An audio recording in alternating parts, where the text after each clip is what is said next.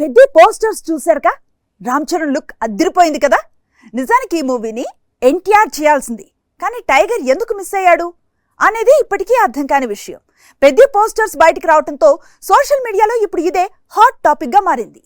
అన్నీ కుదిరి ఉంటే దేవర తర్వాత ఎన్టీఆర్ పెద్దిగా కనిపించాల్సింది, కానీ ఎందుకో ఈ ప్రాజెక్ట్ నుంచి బయటకొచ్చేశాడు.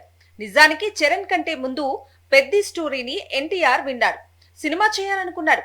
దేవర తర్వాత పెద్దిగా రావాలనుకున్నాడు.